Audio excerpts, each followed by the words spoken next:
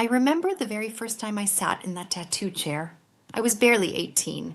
The buzz of the needle sounded like a swarm of angry bees drowning out the thoughts in my head. Pain, physical pain, was easier to deal with than the emptiness inside my chest. When the needle pierced my skin for a split second, I felt alive. I felt something. So I went back. Again and again and again. By the time I was 25, you could barely see my original skin tone.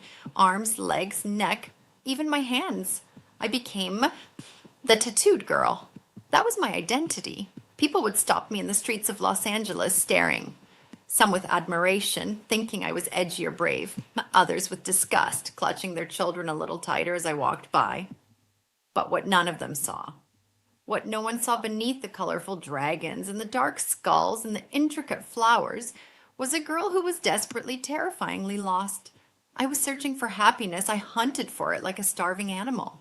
I looked for it in loud parties where the bass shook the floorboards and the alcohol flowed like water. I'd wake up the next morning with a pounding headache and a heart that felt heavier than the night before. I looked for it in relationships. Men who loved the look of me, who loved the rebel girl aesthetic, but who didn't care to know the terrified woman hiding behind the ink. I tried everything: New Age spirituality, crystals, meditation retreats where we sat in silence for days. I even looked into other religions, but they all felt like rules written by men, disconnected from the ache in my soul. I was drowning in a sea of freedom, yet I had never felt more trapped. One rainy Tuesday in November, I hit rock bottom. It wasn't a dramatic car crash or public breakdown. It was quiet. I was sitting on the floor of my apartment, surrounded by expensive things I had bought to make myself feel better. I looked at my arms, blue, green, black ink swirling around my wrists, and for the first time, I didn't see art. I saw scars. I saw a cage. I realized I had spent years decorating the walls of my prison, but I was still in prison. I started crying. Not just tears, but deep, gut-wrenching sobs that made it hard to breathe. I looked up at the ceiling, just a blank white ceiling, and I whispered, "If anyone is there, if you are there, please, I'm so tired. Just show me where to go, please." That night, I couldn't sleep. I was scrolling through YouTube, just trying to distract my brain from the silence. The algorithm, usually filled with music videos or tattoo expos, threw something different at me. It was a video of a man reciting something. I didn't know what it was. The title just said Quran recitation. My finger hovered over it. Usually I would scroll past. Religious stuff wasn't my thing, but something, maybe that desperate prayer I had whispered hours earlier, made me click. The sound that came out of my speakers, I can't explain it. It wasn't music, but it had a melody. It wasn't just speech. It felt like a vibration that went straight through my ears and settled into the center of my chest. It was chapter Toha. I didn't understand a single word of Arabic, not one. But tears started streaming down my face again. But these tears were different. They weren't hot and angry like before. They felt cooling. They felt like rain after a 10-year drought. For the first time in my life, the noise in my head stopped. The buzzing stopped. There was just this voice and this overwhelming sense of a presence. I fell asleep listening to it. The best sleep I had in years. The next morning, I woke up with a strange new mission. I needed to know what those words meant. I found an English translation of the Quran online. I was scared. I had heard so many things about Islam on the news. Angry men, oppression, violence. I expected to read a book of hate. Instead, I opened the first page and read, "In the name of God, the most gracious, the most merciful." Merciful? I kept reading. I read about a God who is closer to us than our jugular vein. A God who forgives all sins, no matter how big, as long as you turn back to Him. A God who doesn't look at your appearance or your wealth, but at your heart and your deeds. I froze. I looked down at my tattooed hands. Could God really not care about this? Could the creator of the universe really love someone who had defaced her own body, who had lived a life of chaos and sin? I became obsessed. For weeks, I didn't go out. I didn't party. I just read. I read the stories of the prophets, Moses, Jesus, Abraham, Muhammad, peace be upon them all. They weren't gods. They were men. They struggled. They cried. They prayed. They felt so real, but the doubt was eating me alive. I can't be Muslim.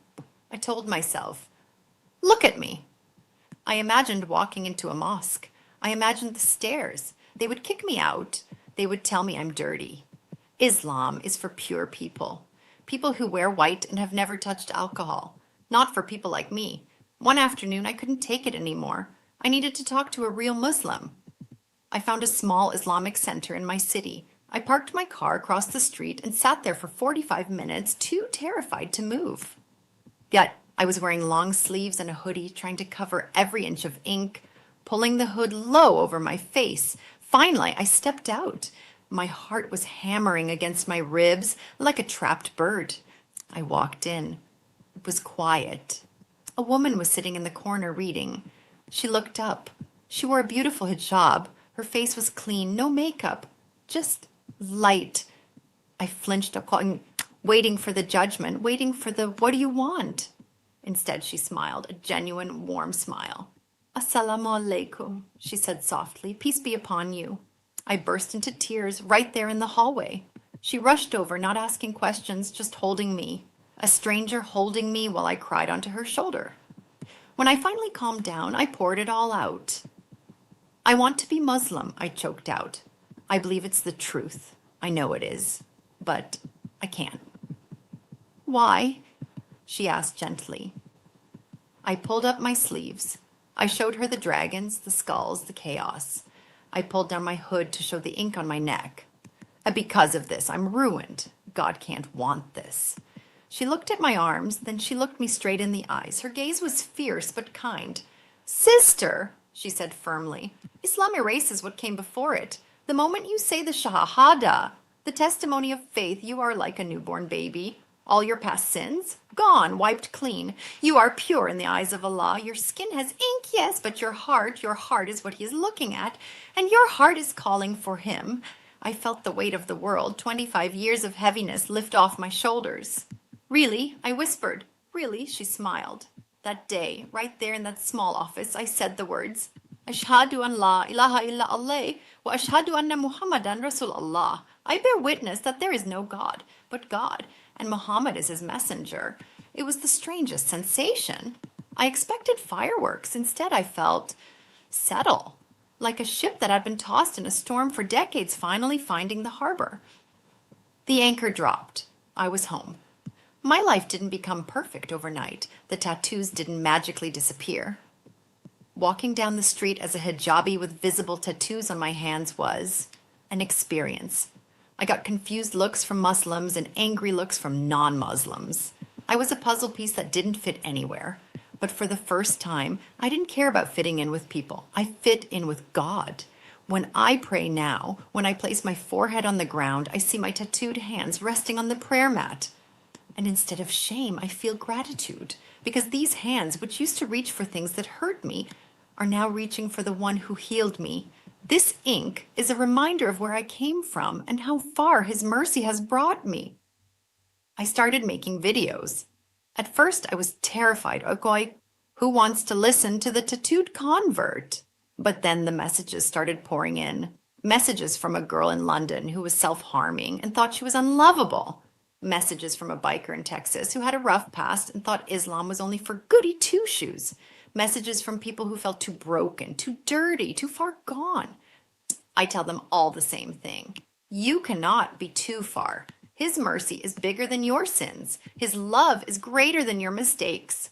I used to cover my body with ink because I hated the skin I was in. Now I cover my body with modesty because I know its worth. I found the happiness I was chasing in the clubs and the needles. It wasn't in the noise. It was in the silence of prostration. Oh, if you are listening to this and you think you've done too much wrong, if you think the door is closed, please listen to me. The door is never closed. If He can guide me, the girl who tried to destroy herself, He can guide anyone. My name doesn't matter. I'm just a servant of Allah. And for the first time in my life, I am free.